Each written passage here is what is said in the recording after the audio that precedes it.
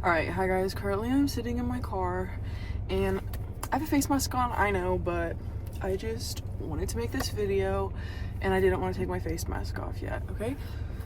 So, what I came in here to talk about was where I'm going with my life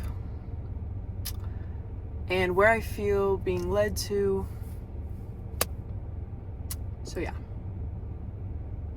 Okay, so I just got done playing 4 years of college basketball and it was extremely hard. It was hard on my body, it was hard mentally, it was just hard, and it caused me a lot of stress, a lot of fatigue.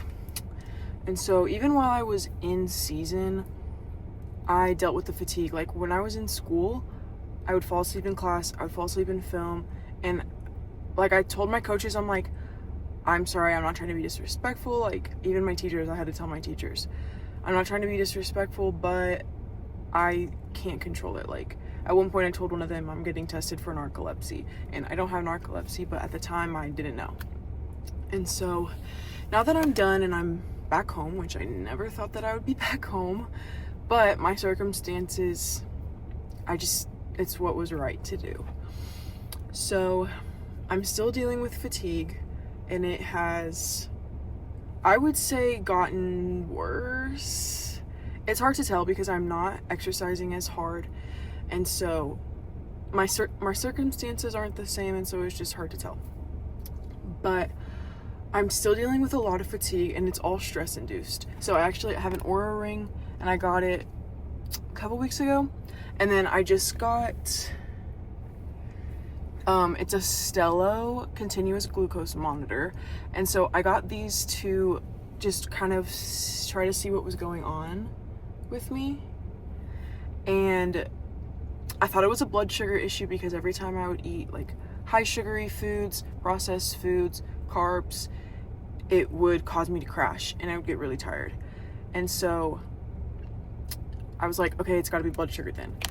But my blood sugar's fine. Like, it's not. Thank God. Like, I don't want to be pre-diabetic. I don't want to be diabetic. And so my blood sugar's all good, but I'm still dealing with the fatigue. I'm still dealing with all the stress-induced stuff. And it's left me in a place that I never thought I would be. I've always been a very type A person, like a go-getter, always on top of things. And I've always kind of just had a direction to go, and I still do now. It's just not what I thought it would be, and for a while I didn't have that direction. So the last few months of school, everything I thought that I wanted to do with my career kind of shifted. Really over the last year, like my senior year, it all kind of shifted because I thought I wanted to be a coach, but I don't want to be a coach. I did a bunch of internships and I tried some things out, and I was like, this isn't what I want to do with my life. I feel like I can impact so many more people in a different way than I would be doing here. And I love coaches, like nothing against coaching at all. I just personally did not feel a desire to coach after trying it out. And so, yeah, everything that I thought that I was going to end up doing is now at a standstill. I'm in a position where I cannot work because my energy levels are so low. Seriously, if I go to an activity for a couple hours in the day, that basically takes all of my energy for the day. And I can do small things like maybe read, scroll on TikTok. I can do small things like that, like maybe some yoga, which is another thing that I want to talk about in a second. But this video is probably going to be kind of long. Anyways, I'm at a position that I cannot work because a full day of work will absolutely tank me. I tried the first couple weeks that I came home. I was substitute teaching at my mom's school where I graduated high school actually, and making money while I was working on my business that I was wanting to start. It was a coaching business, and it was a different kind of coaching, one that I was more open to, but I was drained after that week. Like, I seriously, the weekend, I felt like I could not get out of bed. And I wasn't tired enough to sleep, but I was just like, I'm so exhausted.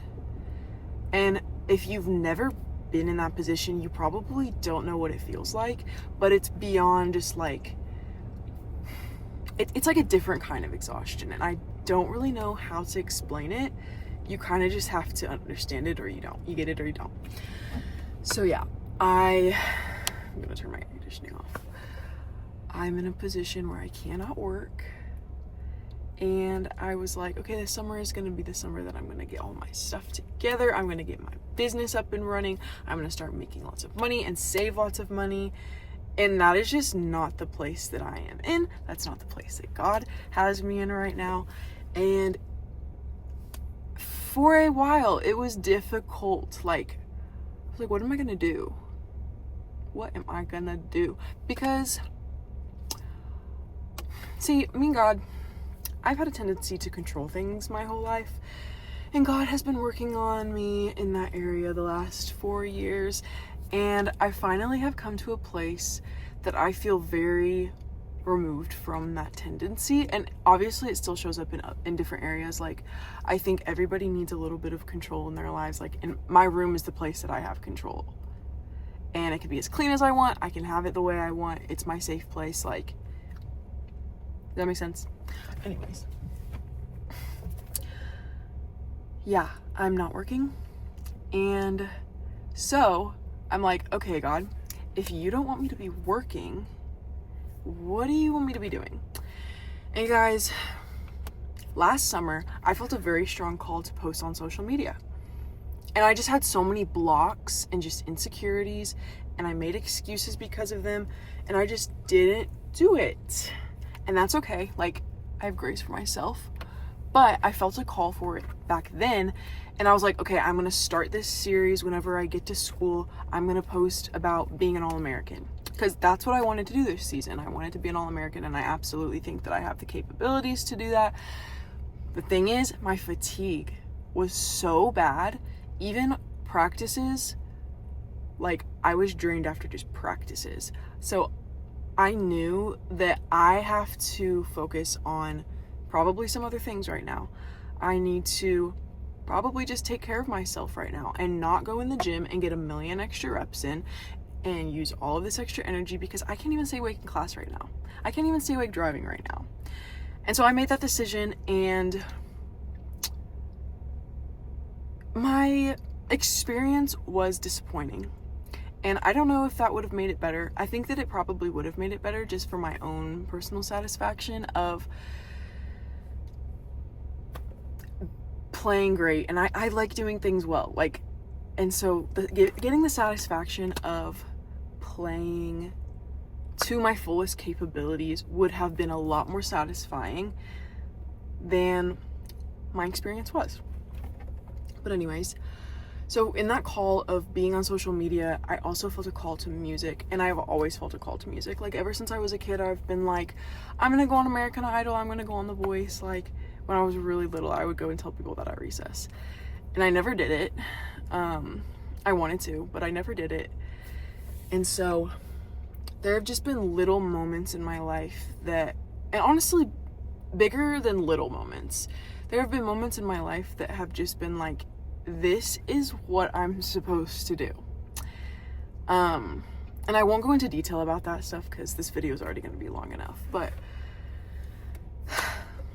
I feel a call to music, and I've been writing music for a few years now, since high school, and I want to get better at like instruments and stuff, but regardless, I've been writing lyrics, melodies, just like randomly whenever I feel a creative spark. And so, yeah, God has been building that gift in me the past few years. And honestly, when I was doing it, I was like, this is just fun for me. This is a way to like process. I just love doing it. I was never like, yeah, honestly, sometimes I was like, yeah, I could like record and produce some songs at some point. Like, I would love to do that. And I've recorded on my church's album. And so that's something that I enjoy. But this year I was like, okay, I really want to post my music. Like, I'm going to make an account for it. I'm going to post my writing. If it's not like any melodies, I'll just post the lyrics of it, like my poetry. And at the beginning of the year, I was like, I felt God placed it on my heart, like, don't do it yet. You're maybe not you're ready, but like, I'm not ready for you to do that yet. And so just the timing wasn't right. But then one day it was like, okay, the time is now. Like, I'm literally getting chills talking about it. The time is now. Go share your gift with the world. That's literally what I wrote in my journal and what I felt the Lord tell me, like, go share your gift with the world. And for some reason, I felt a block. I was like, I had the freedom to do it. I had the God okay. And I was suddenly not as motivated to do it anymore. Crazy. Like, I don't know why, honestly.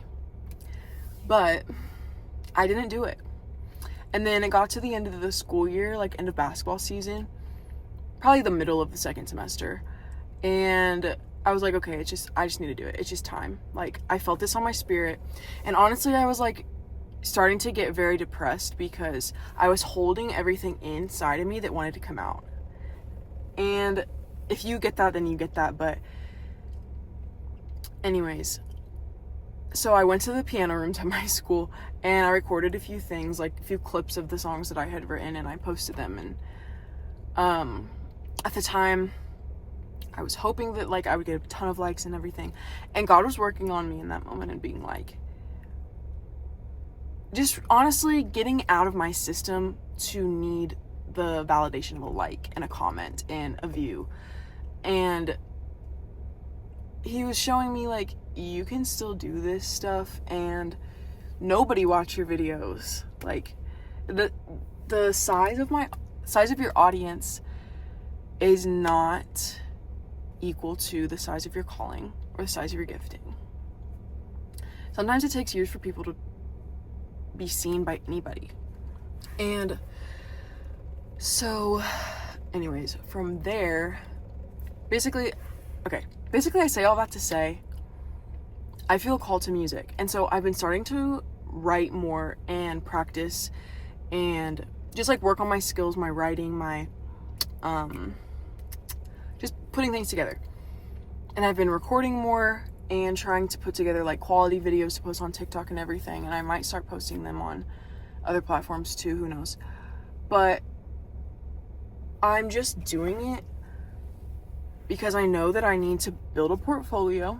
Because, okay, say I sit here and wait for a door to open, doing nothing, preparing zilch, and just expecting my gifts to walk me through that door. I'm probably going to be underprepared. I'm probably not going to be able to withstand being in the room. It's not going to last very long. But if I build now, not knowing what's coming or when it's coming, but I keep building now, and I kind of like tell myself, I'm like placing a brick every day for the life that I want to live. I'm building my dream life with the Lord, and I'm placing a brick every day. It's a small thing, but guys, like, our generation wants everything like this. They want the 15 seconds of fame because they think that it's gonna give them the validation that they want and they're gonna actually be famous long term. But it's not sustainable. Okay, I'm turning my air conditioning back on. It's not sustainable. And so that's something that God has been showing me, is that the best, most lasting, strongest structures, houses, are built on a solid foundation. And if I don't take the time to work on my skills when nobody's watching me, literally nobody's watching me right now, then how do I expect to be able to walk in a door in a room where everybody's watching me and my skills aren't developed. And okay, I gotta put this on. And my skills aren't developed. And so what I've been doing is I've been writing a poem every day. I have been doing morning pages every day. If you know, you know. I want to record more often. I thought about like recording a song a day, but at the same time, I want to be able to be consistent and I want to be able to follow through. And so I'm trying not to like set unrealistic standards for myself right now, because also I have to prioritize resting and I have to prioritize just how I feel day to day. And so that's where I'm at with that. But yeah, I feel called to music, and I know that because I believe that I will be able to write and record and produce and publish my music one of these days, it's gonna happen. I completely, fully believe in myself that I'm capable of this and I have what it takes to do this. And my freshman year of college basketball, I had a dream to go and play Division I basketball. And like I said, I like doing things very well. I like doing things at a high level. And so after my freshman year, I was at a Division II school, and it was just not a great experience. And so I was like, you know what? I want to go to a Division I school, and I just want to get the experience, if nothing else. And if I go to a Division I school, I'm going to have the right resources, the right coaches, the right XYZ to play to my fullest potential, right? And so that's what my dream was. And I shared that dream with one of my teammates who, using ration and logic, told me, don't go to a Division I school, like just get your school paid for. Go somewhere you know you can get it paid for, where you're gonna play, like that's what matters. Getting your degree is what matters. And like, for some people, yes, that is absolutely true and nothing wrong with that. But for me, it wasn't exactly, that didn't exactly feel right to me. Well, in the moment I didn't know that. And then I went and I talked to my high school coach, and she basically told me, be realistic. Like, is this a place that you're going to get to play? Like, is this really what you want? Like, let's be realistic here. And like, no, I was not a 5-star recruit coming out of high school, but I also was very raw. Like, I didn't know a lot of the ins and outs of basketball when I was coming into college. I just did what my coaches told me to do, and I was successful at doing that. And so college was a learning curve, that's for sure. College basketball. But she basically told me to be realistic. And so I was like, okay, I'll be realistic. And because I listened to them, and nothing against them at all, nothing against them, but because I listened to them and I was realistic, I did not love my experience. It was disappointing. It's something that I wish would have went differently. I wish I would have gone to a higher level, because at the school I went to, I had no private coaching sessions. And to me, that's absolutely crazy, because I am a grinder. Like, I want to be in the gym all the freaking time, until I got to that point where I was obviously so tired that I just couldn't. But I am like one of the hardest working people I know, and I want to be in the gym. I want to be working on I want to perform well. And so I would even ask my coach, like, hey, can I come and get in the gym with you a few times a week, like once a week? And they told me they didn't have times to come and coach me. And I looked into getting private coaches, and it just didn't work out. It just didn't work out.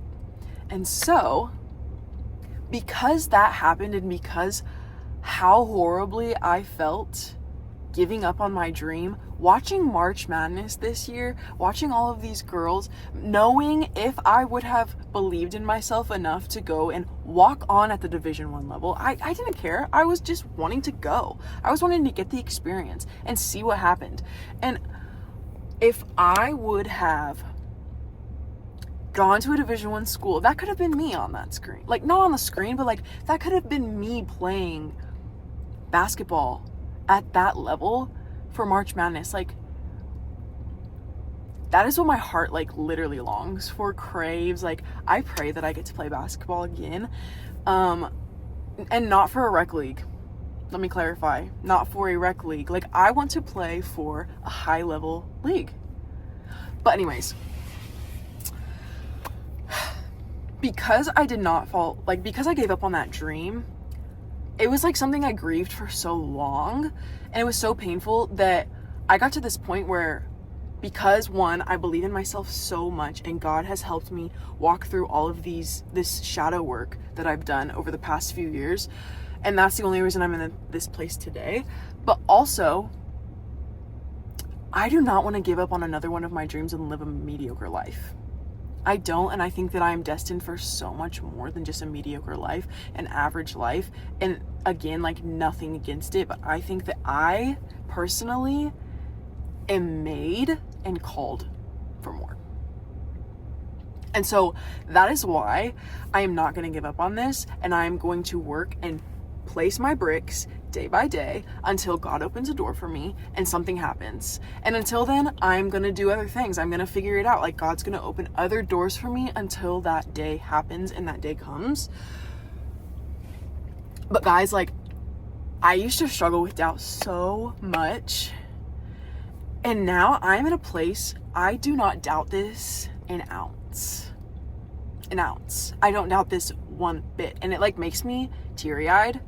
And it gives me chills because I know what I've walked through, and I know how meaningful that is to me and how amazing it is that God sat with me in the moments that I was so lost and confused and doubting everything that He had told me.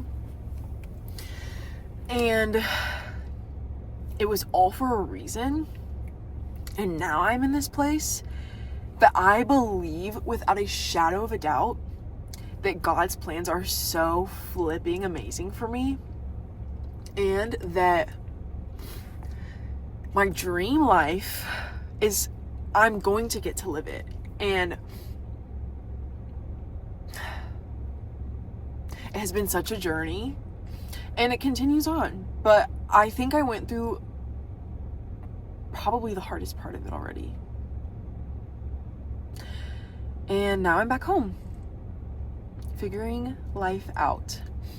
The other thing, I've written a children's book, and currently I'm looking to get it illustrated. I'm trying to find somebody that really, like, aligns with what this book is about and just what I want for this book and the style I want, the pictures I want. I guess illustrations was what they're called, a better term to use, but I'm working on that, and the publisher told me that from the day that I signed the contract, it would be around 18 months until I made my money back. And so I'm guessing that's probably, like, I don't know, roughly 9 to 12 months before it's published. And I'm very excited about that. I also was just talking to my friend, and, you know, never mind. We're gonna save that one for another time. But yeah, I have a lot of good things going for me, and I want to say one more thing. Money is not mine to worry about. When God calls you to something, places an idea on your heart, and you walk towards it and you live it out, the money will come. It will. Believe that it will come, and it will. I'm not worried. I don't have a job. I don't have income. I have $1,000 check from my grandma for graduating. That's it. That's gonna pay for my iPad that I just got, which I am not regretful about that. It's gonna pay for my iPad that I just got. It's gonna help pay for this illustrator. It's gonna help pay for my book getting published, and anything else that I might need in this summertime. And no, I don't have to pay for them all at once. But I know that the money is gonna come. If it's God's call, it is God's job to provide the resources for it. I'm just supposed to be obedient and walk it out and do my part every day.